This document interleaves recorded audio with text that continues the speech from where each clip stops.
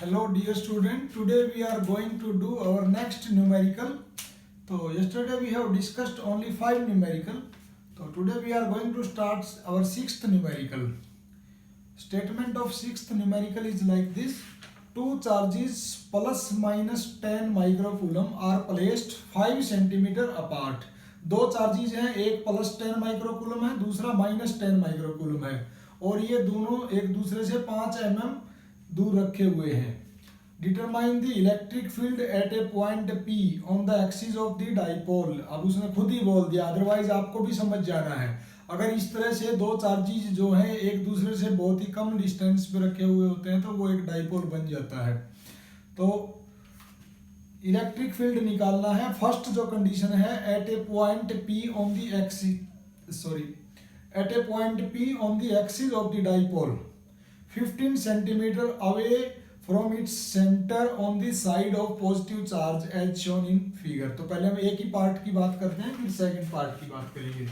First of all I am going to make figure which is part of question actually.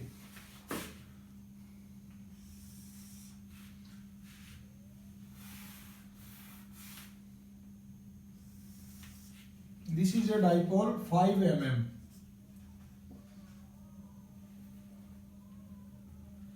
और ये dipole जो है, इस dipole पे ये मान लिया -10 माइक्रोकूलम इसने बताया है और ये प्लस का 10 माइक्रोकूलम इसने बताया है. और ये डाइपोल की लेंथ दे दी इसने 5 mm. बोल रहा है ए पॉइंट P है on the axis of dipole 15 centimetre away from its centre. तो सेंटर तो इसका बीच में कहीं पे, मान लिया ये O पॉइंट है, तो इससे 15 सेंटीमीटर दूर 15 सेंटीमीटर. तो 1 मीटर में 100 सेंटीमीटर होते हैं और 1000 मिलीमीटर होते हैं. इसलिए ये अगर सेंटीमीटर को मिलीमीटर बनाओगे तो 150 मिलीमीटर बन जाएगा. तो ये पॉइंट P है, यहाँ पे इलेक्ट्रिक फील्ड निकालना है ड्यू टू दिस डाइपोल. तो अब हमें डाइपोल के बारे में जो स्टडी की थी और उसमें दो फार्मूले सीखे थे. एक एक्सियल पे इलेक्ट्रिक फील्ड निकालना सीखा था और एक इक्वेटोरियल लाइन पे सीखा था. तो इक्वेटोरियल का हमारा नेक्स्ट इसी में दूसरा पार्ट है. अभी एक्सियल के लिए अप्लाई करना है. तो एक्सियल में मैंने एक सिचुएशन बताई थी. अगर ये डिस्टेंस जो है जिसको वहां पे हमने R माना था, ये R डिस्टेंस अगर इसके डाइपोल की लेंथ से बहुत ज्यादा है तो उस सिचुएशन में electric field on the axial line at any point P, उस टाइम पे जो मैंने क्वेश्चन ये बताया था कि इलेक्ट्रिक फील्ड की वैल्यू जो होगी P upon 4 pi epsilon not R³ होगी. तो क्या हम यहाँ पे ये फार्मूला लगा सकते हैं? तो बिल्कुल लगा सकते हैं, क्योंकि देखो ये 150 mm और डाइपोल की लेंथ है 5 mm. तो ये इससे बहुत ही ज्यादा है, 30 गुना ज्यादा है. तो इसलिए इसको हम नेग्लेक्ट कर सकते हैं इसके कंपैरिजन में. उस सिचुएशन में ये केस बन जाएगा फॉर द शॉर्ट डाइपोल. और शॉर्ट डाइपोल के केस में एक्सियल लाइन पे जो इलेक्ट्रिक मैंने गलत लिख दिया, 2 लिखना है यहाँ पे, 2P upon 4 pi epsilon not R³. अब P क्या है? P एक्चुअल में होता है डाइपोल मोमेंट और इसका मैग्नीट्यूड होता है Q इंटू 2A. तो Q क्या रिप्रेजेंट करता है? कोई भी एक चार्ज इन दोनों में से. तो 10 माइक्रोकूलम और माइक्रो है तो -6. 2A मतलब total length of the dipole 5 mm. तो 5 इंटू 10⁻³ मीटर में कन्वर्ट कर लेंगे तो ये बन जाएगा 5 इंटू 10⁻⁸. तो कूलम मीटर, इतनी डाइपोल मोमेंट आ जाएगी इसकी. डाइपोल मोमेंट की वैल्यू यहाँ पे पुट कर देते हैं. We will get the electric field at the point P. तो electric field at point P क्या आ जाएगा? 2 इंटू P. P की वैल्यू 5 इंटू 10⁻⁸ divided by 4 pi epsilon naught की वैल्यू मैं डायरेक्ट लिख देता हूँ 9 इंटू 10⁻⁹. R³ की वैल्यू, R का मतलब क्या है? 150 mm. mm को आप पहले मीटर बनाओगे तो 10⁻⁻³ मीटर आ जाएगा और इसका पूरे का जो है क्यूब लेना है. तो इसको जब आप सोल्व करोगे तो you will get A value 2.67 into 10⁵ Newton per coulomb, इतना इलेक्ट्रिक फील्ड आ जाएगा एक्सियल लाइन पे। दूसरा इसमें पूछा है कि सब कुछ सेम है, सिर्फ ये पॉइंट P जो है इक्वेटोरियल लाइन पे है, बाकी सारी चीजें सेम है। ये पॉइंट है इक्वेटोरियल लाइन पे और अब भी ये 15 सेंटीमीटर की दूरी पे है फ्रॉम इट्स सेंट्रल पॉइंट। तो इसमें कुछ नहीं करना है, बिल्कुल सिंपल है। इसका फार्मूला क्या है? Electric field on the axial line P/4πε0r³। यहाँ 2 है और यहाँ पे 1 है, मतलब इस पे इसकी बजाय आधा होता है। तो ये जो वैल्यू आई है इसका हाफ यहाँ पे आ जाएगा। आप सारी वैल्यूज पुट करोगे, सिर्फ 2 ही नहीं है यहाँ पे और सब कुछ सेम है, तो इसका मतलब ये इसकी आधी वैल्यू आ जाएगी। तो इसकी हाफ वैल्यू क्या हो जाएगी? 1.33 × 10⁵ न्यूटन कूलम, इतना हो जाएगा अलोंग द एक्सियल लाइन। तो it was very easy question actually. मेरा यहाँ पे बताने का सिर्फ यही मोटो था कि इस तरह की सिचुएशन आप अपने आप देख लेना कि अगर ये r की वैल्यू इस 2a से बहुत ही ज्यादा है, जो कि यहाँ पे 30 गुना ज्यादा है, तो उस सिचुएशन पे आप बड़े ही आराम से ये formula for the short dipole लगा सकते हो। अदरवाइज क्या करोगे आप? r³ यहाँ पे ये इसकी गुना में r करोगे और वो फिर इतना लंबा चौड़ा हो जाएगा कि कैलकुलेशन हमारी बड़ी मुश्किल बन जाएगी। लेकिन अगर सिंपली हम इसको ऐसे अज्यूम कर लेंगे, अज्यूम हम तभी करेंगे ये देख के वैल्यूज को कि अगर यहाँ पे नेगलेक्ट करने लायक है या नहीं है। ऐसा नहीं कि ये 5 दिया ये 15 दिया है फिर हम नेगलेक्ट नहीं कर सकते, फिर ये कंसीडरेबल है। लेकिन यहाँ पे तो ये 30 गुना ज्यादा है, इसलिए हम इसको नेगलेक्ट कर सकते हैं। तो नेक्स्ट क्वेश्चन पे चलते हैं। An electric dipole consist of 2 charges of ±0.1 microcoulomb separated by A distance of 2 centimetre. अब फिर दोबारा से एक इलेक्ट्रिक डाइपोल का केस है और अब की बार जो चार्ज है 0.1 माइक्रोकूलम है और उन दोनों के बीच की जो डिस्टेंस है 2 सेंटीमीटर है। The dipole is placed in an external field of 10⁵ Newton per coulomb. ये डाइपोल किसी इलेक्ट्रिक फील्ड में रख दिया। What maximum torque does the field exert on the dipole? Actual में ये टॉर्क और जो पोटेंशियल एनर्जी का जो टॉपिक है हमारे सिलेबस में नहीं है, इसलिए मैं ये क्वेश्चन वैसे डाल दिया आपको। अगर कहीं कंपटीशन एग्जाम में जरूरत पड़ जाए तो मैं एक बार बता देता हूँ आपको। मान लिया this is A electric field,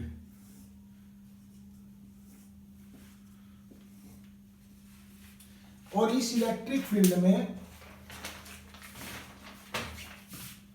मान लिया ये एक डाइपोल रखा है।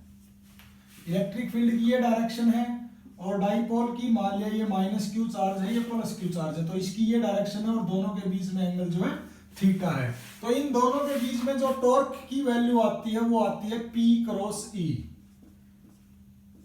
Dipole moment cross product electric field. तो ये हो जाएगी PE sin थीटा। ये आपको एक्चुअल में याद रखनी है क्योंकि इसका डेरिवेशन हमारे सिलेबस में है नहीं, है 2 लाइन का, ये ज्यादा बड़ा नहीं है, बस ये लेंथ निकाल लो और ये फोर्स QE ये फोर्स है और QE ये फोर्स है, दोनों फोर्स सेम है। ये इसको इधर ले जाने की कोशिश करेगा और ये इसको इधर ले जाने की कोशिश करेगा, तो ये दोनों मिलके क्या करेंगे, इसको रोटेट करवाएंगे, टॉर्क लगाएंगे इसके ऊपर। और वो टॉर्क लगाने का निकालने का बड़ा ही आसान तरीका है, फोर्स मैंने बता ही दिया Q × E, तो उस QE के साथ ये परपेंडिकुलर डिस्टेंस मल्टीप्लाई कर दो, जो कि ये इतनी आप निकाल सकते हो QE × 2a, तो इसकी टोटल लेंथ है डाइपोल की, तो ये वैल्यू हो जाएगी 2a, ये थीटा है तो ये एंगल भी थीटा हो जाएगा और ये 90 - थीटा हो जाएगा, तो ये बन जाएगा 2a sin थीटा। तो टॉर्क जो होता है फोर्स इनटू परपेंडिकुलर डिस्टेंस, तो यहां पर भी फोर्स इसके ऊपर QE है और यहां पर भी QE है। तो टॉर्क निकालने का क्या तरीका है, कोई भी एक फोर्स ले लो इनटू में परपेंडिकुलर डिस्टेंस, इन दोनों के बीच में जो परपेंडिकुलर डिस्टेंस है, तो 2a sin थीटा। तो ये क्या बन गया, Q × 2a होता है P डाइपोल मोमेंट और PE sin थीटा, और PE sin थीटा को क्या लिख सकते हैं, P×E। तो बहुत ही छोटा डेरिवेशन है ये, एक्चुअली में कोई बड़ी बात नहीं है, लेकिन आप इसको सिंपल याद रखना कि torque applied on the dipole in an electric field जो होता है पीई साइन थीटा के बराबर होता है। अब इस क्वेश्चन में इसने सारी वैल्यूज दे दी और टॉर्क पूछा है। तो in an electric dipole consist of two charges of 0.1 micro coulomb. तो चार्ज जो है प्लस या माइनस दोनों उनका मैग्नीट्यूड सेम है 0.1 micro coulomb. Separated by A distance of 2 centimetre, मतलब ये डाइपोल की लेंथ दे दी यहाँ पे, सेपरेट उनके बीच का सेपरेशन का यही मतलब होता है 2 centimetre. The dipole is placed in an external field, electric field की वैल्यू बता दी 10⁵ Newton per coulomb. What maximum torque does the field exert on the, अब मैक्सिमम टॉर्क पूछा है ना, तो यहाँ पे एक चीज ये घुमाना चाह रहा है हमारे को, टॉर्क का एक्चुअल में ये फार्मूला है पीई साइन थीटा। तो आप यहाँ पे कंफ्यूज हो सकते हो कि थीटा की वैल्यू तो दी ही नहीं, लेकिन उसने क्या पूछा मैक्सिमम, मैक्सिमम का मतलब साइन थीटा की वैल्यू भी हम मैक्सिमम ही लेंगे, और साइन थीटा की जो मैक्सिमम वैल्यू होती है वो होती है +1, इसलिए आप डायरेक्ट यहाँ पे +1 रख दोगे, क्योंकि ये चाहता ही हमारे से मैक्सिमम वैल्यू जानना। तो P और E की वैल्यू रख देते हैं। P की क्या होती है Q इंटू 2A और E, तो Q भी दिया है 2A भी दिया है, सारी वैल्यूज रख देते हैं। 0.1 इंटू 10⁻⁻⁶ Q की वैल्यू ये है 2A, 2 सेंटीमीटर है, सेंटीमीटर को मीटर में कन्वर्ट कर दो, सॉरी 100 से डिवाइड करते हैं, इनटू में E 10⁵ से मल्टीप्लाई कर दो। तो ये सारी वैल्यूज को जब आप प्रोडक्ट करोगे तो ये बन जाएगा, ये 10⁻⁻⁶ -2 -8 -9 और ये बनेगा -4, तो 2 इंटू 10⁻⁻⁴ इतना आ जाएगा। और टॉर्क की जो यूनिट होती है वो न्यूटन मीटर होती है। तो it was very simple question, torque इतना आ जाएगा 2 इंटू 10⁻⁻⁴ न्यूटन मीटर। अच्छा, नेक्स्ट जो क्वेश्चन है उसको मैं सॉल्व नहीं करवाने वाला हूं, वो भी सिलेबस में नहीं है एक्चुअली, उसमें पोटेंशियल एनर्जी पूछा है। एक्चुअल में पोटेंशियल एनर्जी कुछ नहीं है, टॉर्क के साथ डी थीटा मल्टीप्लाई करके इंटीग्रेशन कर दो, थीटा से लेके θ1, मतलब टॉर्क जो लग रहा है उसकी वजह से जब रोटेशन हो जाने के बाद इसके अंदर एक पर्टिकुलर एनर्जी जो आ जाती है, उस एनर्जी को हम बोलते हैं पोटेंशियल एनर्जी।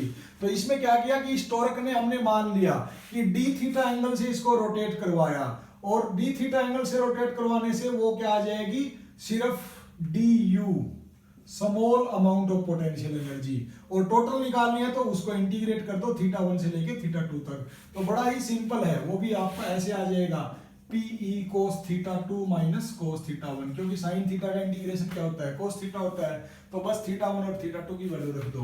तो एक आप यहाँ पे दोनों बातों में एक क्वेश्चन बस ये याद रखना, शॉर्ट आंसर, कि टॉर्क जो होता है P क्रॉस E के बराबर होता है, cross product of the dipole moment and electric field, और पोटेंशियल एनर्जी जो होती है वो P डॉट E के बराबर होती है, क्योंकि यहाँ पे आया cos थीटा, यहाँ पे आया sin थीटा, तो sin थीटा क्रॉस प्रोडक्ट में टूट जाता है और cos थीटा डॉट प्रोडक्ट में। तो ये दोनों क्वांटिटी जो हैं ये मैग्नीट्यूड वाइज सेम दिखती है हमारे को, लेकिन ये इन दोनों का क्रॉस प्रोडक्ट है और ये इन दोनों का डॉट प्रोडक्ट है। तो ये 1 नंबर का क्वेश्चन आप याद रखना, बाकी इसमें कुछ ऐसी चीज है नहीं। अब हम करते हैं नेक्स्ट 9th क्वेश्चन।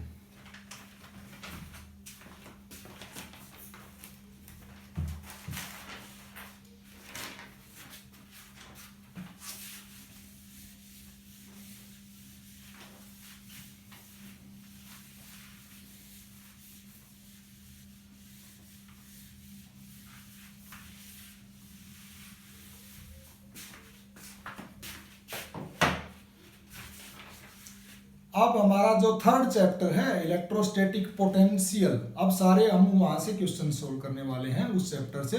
अभी हमारे 2 चैप्टर के न्यूमेरिकल खत्म हो जाते हैं, यहाँ पे 8 न्यूमेरिकल खत्म हो जाते हैं।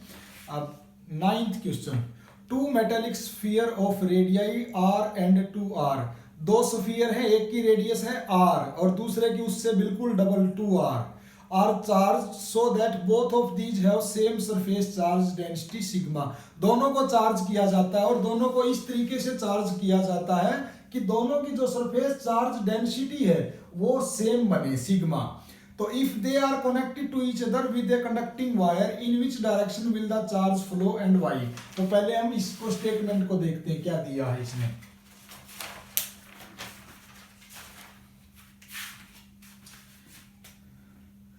एक मेटेलिक स्फीयर है, इसकी रेडियस है r, दूसरा मेटेलिक स्फीयर है, इसकी रेडियस है 2r और इसकी जो है r है। मान लिया इसका नाम 1 है और इसका नाम सेकंड है। ये खुद ही बोल रहा है कि दोनों के ऊपर हमें नहीं मालूम कितना चार्ज देने वाले हो आप। मान लिया इसके ऊपर आप Q1 चार्ज देने वाले हो, मान लिया इसके ऊपर आप Q2 चार्ज देने वाले हो। Q1 Q2 आप आपकी मर्जी कितना भी दो, लेकिन इसकी जो सरफेस चार्ज डेंसिटी है मान लिया सिग्मा 1 और इसकी भी जो सरफेस चार्ज डेंसिटी है मान लिया सिग्मा 2, वो दोनों की बराबर है। इसलिए मैं इसको भी सिग्मा ले रहा हूं और इसको भी सिग्मा ले रहा हूं। तो ये गिवन है, दो चीजें गिवन है कि एक की रेडियस r है, दूसरे की 2r है। इसको भी आप अपनी मर्जी से कितना भी चार्ज दो, कोई डिस्कशन नहीं है उस बारे में, लेकिन इसकी जितनी सरफेस चार्ज डेंसिटी होगी उतनी ही सरफेस चार्ज डेंसिटी इसकी होगी। This is the given condition. अब वो क्वेश्चन पूछता है कि जब हम इन दोनों को कनेक्ट कर देंगे, जब इनके ऊपर चार्ज दे दिया आपने, सब कुछ कर दिया, इसकी भी सरफेस चार्ज डेंसिटी सिग्मा बन गई, इसकी भी बन गई, और जब आप इसको ऐसे कनेक्ट कर दोगे, एक वायर लगा दोगे, तो क्वेश्चन उसका ये है कि करंट जो है इस डायरेक्शन में फ्लो करेगा या इस डायरेक्शन में फ्लो करेगा। This is the question.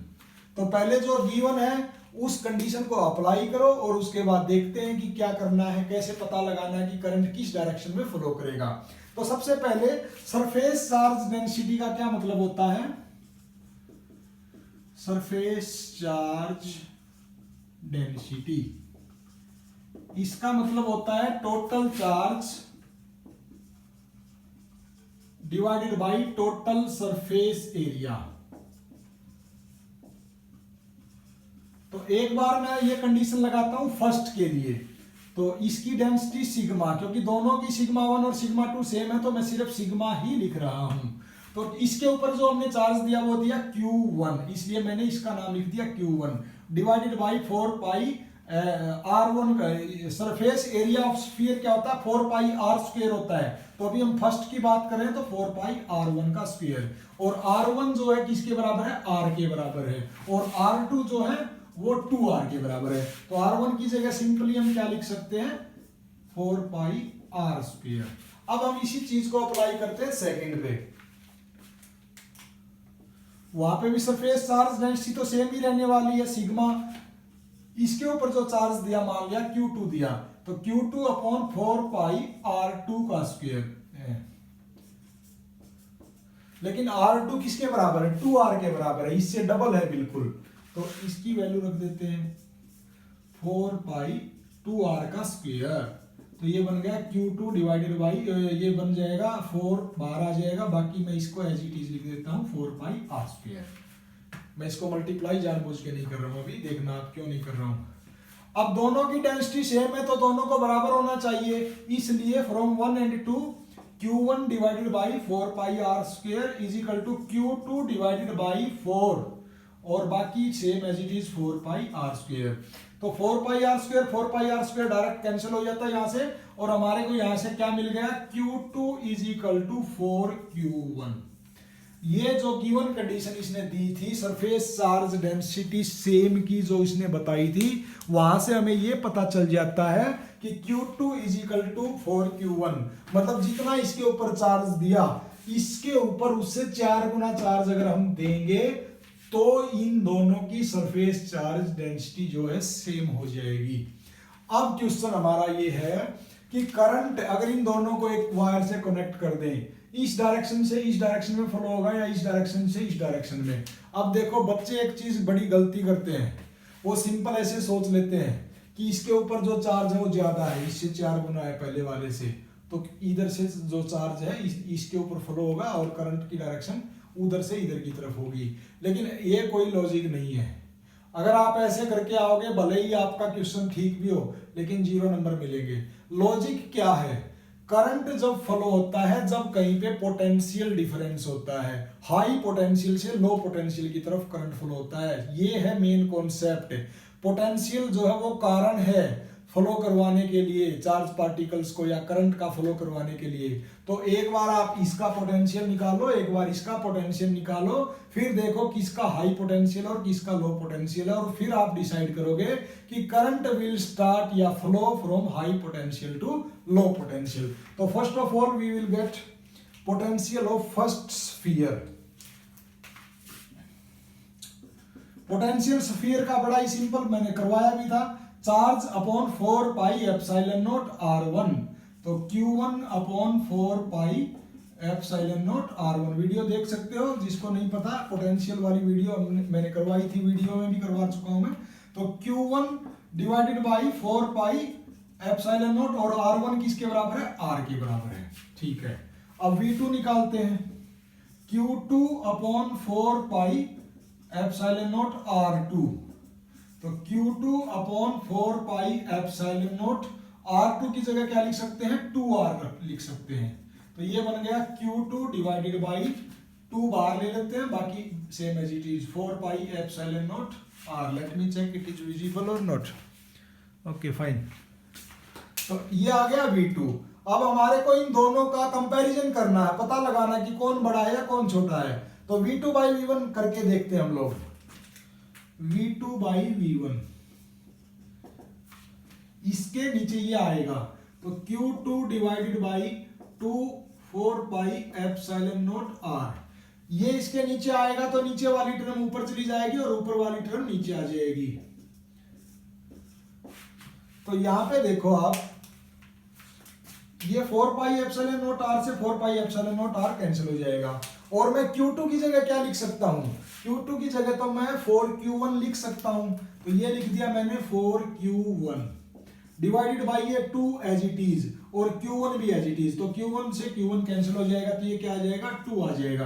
तो V2 की वैल्यू क्या आ गई, ट्वाइस ऑफ V1।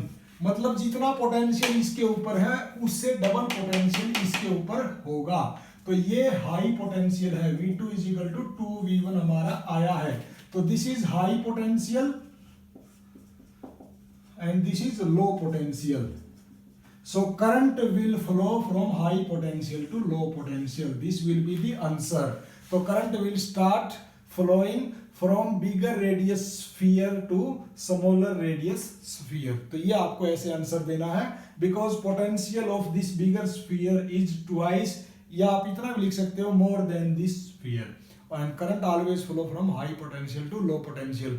अगर आपने यही क्वेश्चन छोड़ दिया, सिर्फ इतना मान के कि इसके ऊपर चार्ज ज्यादा और इसके ऊपर चार्ज कम है, तो वो क्वेश्चन का कोई लॉजिकल आंसर नहीं बनेगा। ऐसा नहीं करना है, अच्छे से ये बताना है कि कौन उसके पीछे कारण है करंट फ्लो करवाने के लिए। तो 2R से R की तरफ करंट फ्लो करेगा। नेक्स्ट क्वेश्चन है, electric field intensity at a point B due to a point charge Q kept at point A is 24 Newton per coulomb and electric potential at B due to same charge is 12 joule per coulomb. Calculate distance AB and magnitude of charge. तो पहले मैं ये statement को explain करता हूं, फिर question क्या पूछा है उसके बारे में बात करेंगे।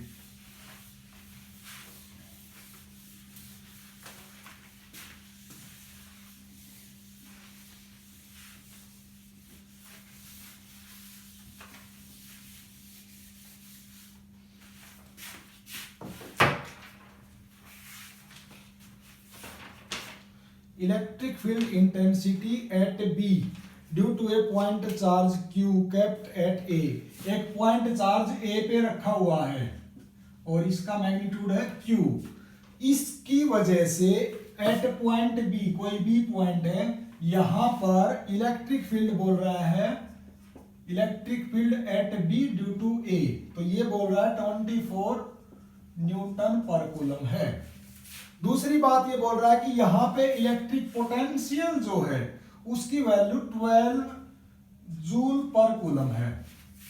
अब क्वेश्चन इसने ये पूछा है, कैलकुलेट डिस्टेंस AB। एक तो ये जो दोनों के बीच की डिस्टेंस है ये मालूम करनी है, एक तो ये क्वेश्चन है, या AB भी लिख सकते हैं इसको डायरेक्ट। और दूसरा क्वेश्चन उसका ये है कि ये जो चार्ज है जिसकी वजह से यहाँ पे इलेक्ट्रिक फील्ड इतना है और पोटेंशियल इतना है, इस चार्ज का खुद का मैग्नीट्यूड कितना होगा। ये दो क्वेश्चन है।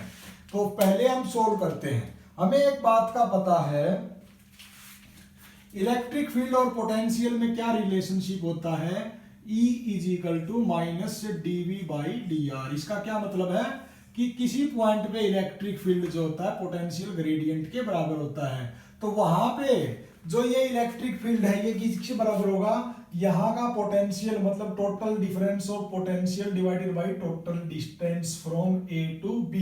तो बड़ा ही आसान है ये तो करना। E की वैल्यू रख देते हैं 24 is equal to minus dV का मतलब टोटल पोटेंशियल वहां पे कितना हो गया 12 डिवाइडेड बाई A से लेके B की डिस्टेंस जो हमें मालूम नहीं, जो कि निकालनी है, जो हमारी टास्क है यहाँ पे। तो AB डिस्टेंस कितनी आ जाएगी, -12/24 1/2 या 0.5 मीटर। सारी यूनिट SI में थी इसलिए ये भी SI आएगी। तो माइनस का सिर्फ इतना लॉजिक बनता है कि इलेक्ट्रिक फील्ड की जो डायरेक्शन होती है और पोटेंशियल की जो डायरेक्शन होती है, मतलब ये इसका पोटेंशियल, जैसे मैंने उस टाइम समझाया था आपको कि जिस डायरेक्शन में ये इलेक्ट्रिक फील्ड होता है उस डायरेक्शन में आगे की तरफ जब हम बढ़ते हैं तो पोटेंशियल घटता जाता है। तो इलेक्ट्रिक फील्ड का बढ़ना और पोटेंशियल का घटना, इसलिए ये एक दूसरे से कॉन्ट्रावर्सी होते हैं, सिर्फ इसलिए माइनस का साइन लगता है। अदरवाइज इसके अलावा इसका कोई सिग्निफिकेंस नहीं है कि ये माइनस वैल्यू क्यों आई यहाँ पे। तो AB जो है डिस्टेंस इन दोनों के बीच में, इस चार्ज से लेके B तक की पॉइंट की जो दूरी है वो 0.5 मीटर होगी। तो first question is solved. Now next इसी में क्या है कि इस चार्ज की वैल्यू निकालो। तो चार्ज की वैल्यू निकालने के दो तरीके हैं। एक फर्स्ट तो ये है कि आप इसकी वजह से यहाँ पे इलेक्ट्रिक फील्ड निकाल दो, Q/4πε0r²। अब R भी आप निकाल चुके हो, E वहां पे गिवन है, 4πε0 आपको पता है इसकी वैल्यू कांस्टेंट है, तो Q की वैल्यू आ जाएगी। या दूसरा potential is equal to Q/4πε0r, ये भी आप लगा सकते हो। दोनों आपको जो इजी लगे वो लगा सकते हो। मैं जैसे ये लगाता हूं क्योंकि ये इजी रहेगा। V की वैल्यू क्या है 12 जूल इज इक्वल टू 1/4πε0 की वैल्यू होती है 9 × 10⁹। R की वैल्यू अभी अभी निकाली आपने 0.5 इंटू Q। तो Q की वैल्यू क्या आ जाएगी 12 × 0.5 divided by 9 × 10⁹ is equal to Q। तो ये 0.5 को हम 1/2 लिख सकते हैं। तो ये 2 × 6 = 12, 3 दूनी 6, 3 × 9, तो 0.67 इंटू 10⁻⁻7 कूलम, इतना आंसर आ जाएगा। बड़ा इजी है ये, तो आप वो भी करके देख सकते हो। आप चेक करना कि सेम आंसर आता है या नहीं आता है। अगर ना आए तो मेरे को बताना। नेक्स्ट क्वेश्चन,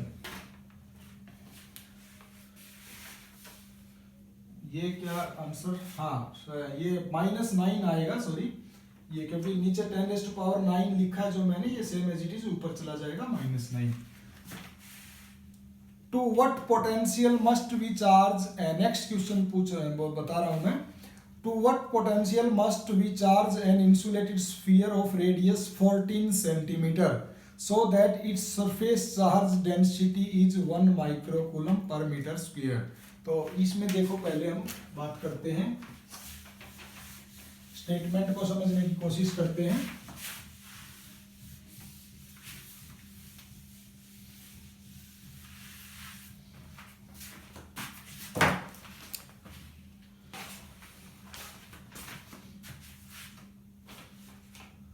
एक स्फीयर है और उस स्फीयर की रेडियस इसने बताई है 14 centimetre.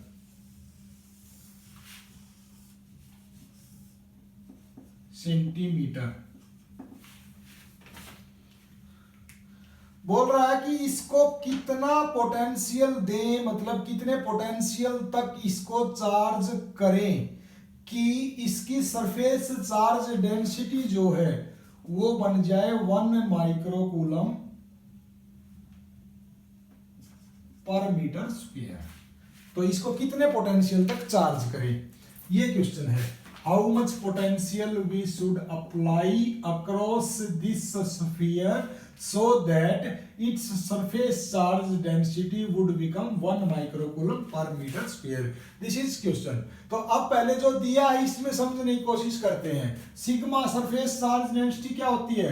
Total charge upon total surface area. मान लेते हैं इसके ऊपर जो चार्ज दिया वो Q दिया, तो Q upon 4 pi r square ये बनेगा, क्योंकि ये total charge upon total surface area. Surface area of sphere जो होता है 4 पाई r स्क्वायर के बराबर होता है। अब नेक्स्ट पूछा क्या है? पोटेंशियल।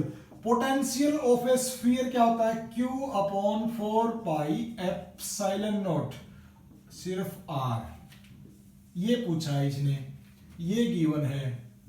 तो जो जो वैल्यू गिवन है पहले वो पुट कर दो, बाकी चीजों को फिर देखते हैं।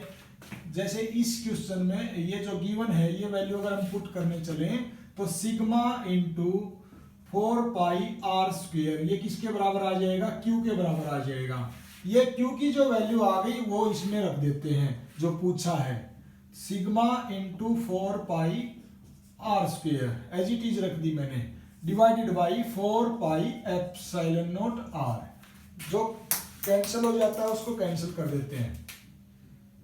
ये r से r कैंसिल हो गया एक। तो अगर आप इसको 4 पाई को 4 पाई से कैंसिल कर दोगे तो आपकी कैलकुलेशन टिपिकल हो जाएगी, सॉल्व तो हो जाएगा। लेकिन मैं क्या करता हूं, इसको एज इट इज रखता हूं और इसकी वैल्यू रख देता हूं 9 इंटू 10⁹9 ये रख दी, इंटू में सिग्मा। सिग्मा की वैल्यू है 1 माइक्रोकूलम। माइक्रोकूलम है, इसको कूलम में डिवाइड करो बनाओगे तो -6 से मल्टीप्लाई करना पड़ेगा। अब ये बन गया कूलम मीटर स्क्वायर।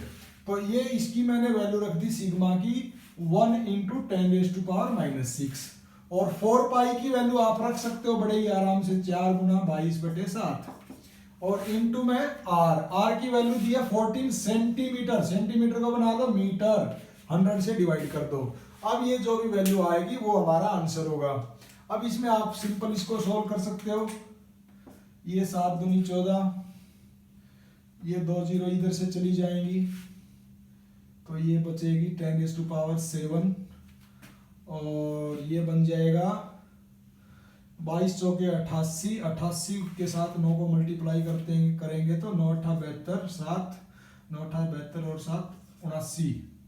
तो ये बचेगा 7 और 2 सॉरी इंटू में 2 भी बचा है एक, तो इसको भी मल्टीप्लाई करना है। 2 दूनी 4, 2 में 18, 2 से 14 15। हाँ ठीक है, इतना आएगा मल्टीप्लाई करने के बाद और गुना करनी है। एक ये 10⁻+7 है और ये -6 है तो सिर्फ इतना बचेगा।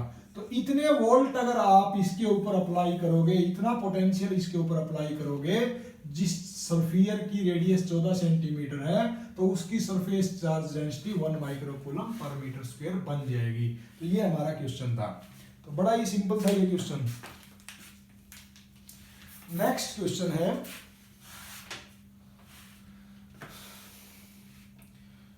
3 points A, B, C lie in a uniform electric field E of 5 into 10⁻³ Newton per coulomb. Electric field का जो मैग्नीट्यूड है वो बताया है 5000 newton per coulomb as shown in the figure. वो दिखा भी दिए जो इलेक्ट्रिक फील्ड के अंदर जो ये अलग अलग ABC चार्जेज है उनके बीच क्या कॉन्फ़िगरेशन है, क्या डिस्टेंस है, वो इसने फिगर में बता दिया। तो find the potential difference between A and C। तो first of all I am going to draw the figure, then आपको पता चलेगा कि A कहाँ पे है और C कहाँ पे है और B का इसमें क्या रोल है।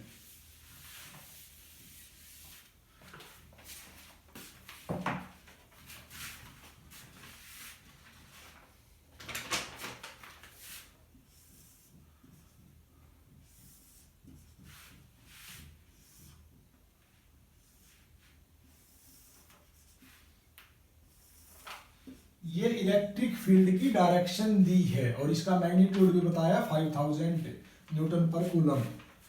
Magnitude of electric field is 5 into 10⁻³ Newton per coulomb. और ये ABC जो पॉइंट बताए हैं इसने, ये बताए हैं इस तरीके से हैं।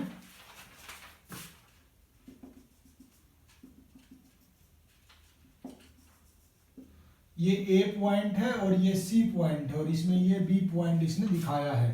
ये 5 सेंटीमीटर है और ये 3 सेंटीमीटर है।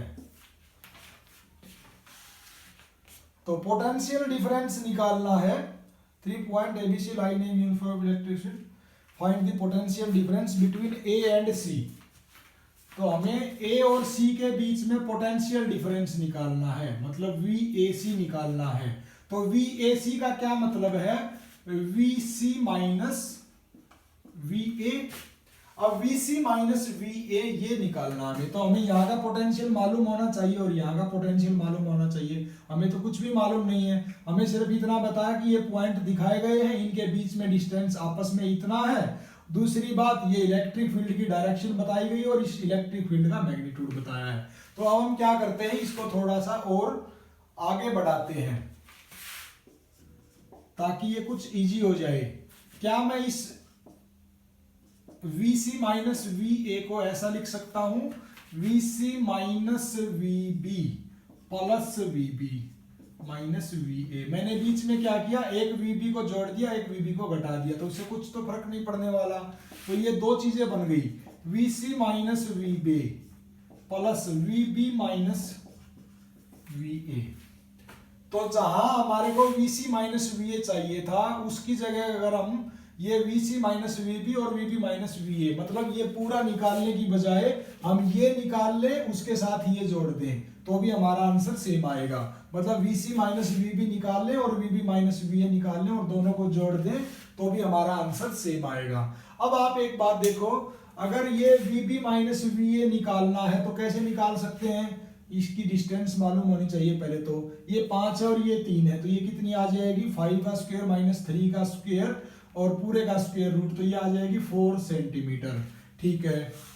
दूसरी बात, ये VC माइनस VB जब आप निकालोगे तो आपको पता है इलेक्ट्रिक फील्ड की डायरेक्शन के परपेंडिकुलर हमेशा पोटेंशियल जो होता है वो 0 होता है।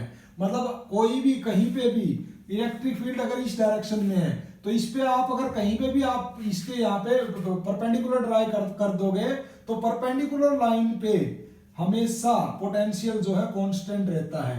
किसी भी पॉइंट का पोटेंशियल जितना यहाँ पे है, इतना यहाँ पे है, इतना यहाँ पे है, क्योंकि ये क्या है, ये इसकी एक इक्वेटोरियल लाइन की सिचुएशन मैंने बताई थी कि एक डाइपोल है, उसकी इक्वेटोरियल लाइन पे पोटेंशियल की वैल्यू हमेशा सेम रहती है। क्यों रहती है, क्योंकि डाइपोल क्या रिप्रेजेंट करता है, माइनस क्यू प्लस क्यू। तो ये है इलेक्ट्रिक फील्ड की डायरेक्शन, और इसकी इक्वेटोरियल लाइन मतलब इसके परपेंडिकुलर जो लाइन होती है उसके ऊपर हमेशा पोटेंशियल की वैल्यू कांस्टेंट होती है, जिसको हम बोलते हैं इक्विपोटेंशियल लाइन। तो इक्विपोटेंशियल लाइन बन गई ये, this is perpendicular to this electric field.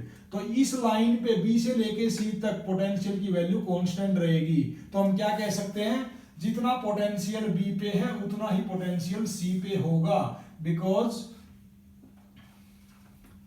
This is perpendicular to the electric field. तो this is a equipotential line. तो B से लेके C तक जो लाइन है, दिस इज इक्विपोटेंशियल लाइन। तो ये तो 0 हो जाएगा।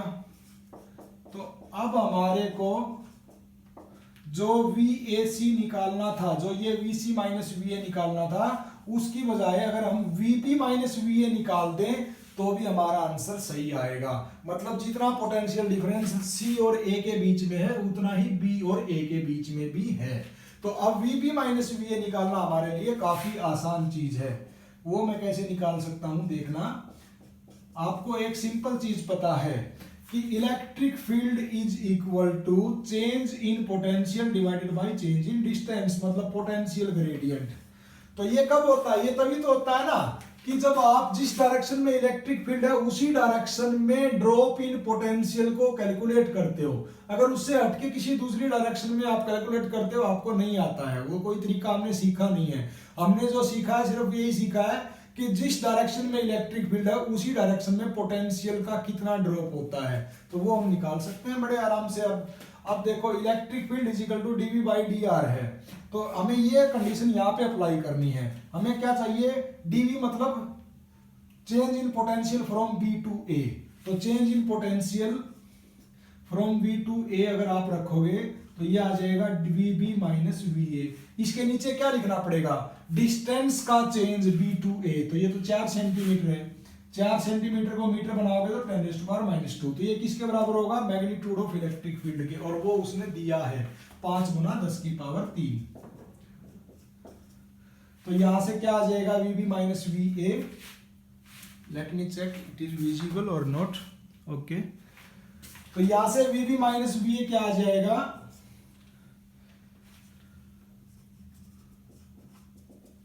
ये उधर जाके मल्टीप्लाई हो जाएगा, 4 × 5 20 इंटू ये 10⁻⁻1 बचेगा, क्योंकि ये +3 है, ये -2 है, तो ये आ गया 200। तो V B minus V A की क्या वैल्यू हो जाएगी यहाँ पे 200।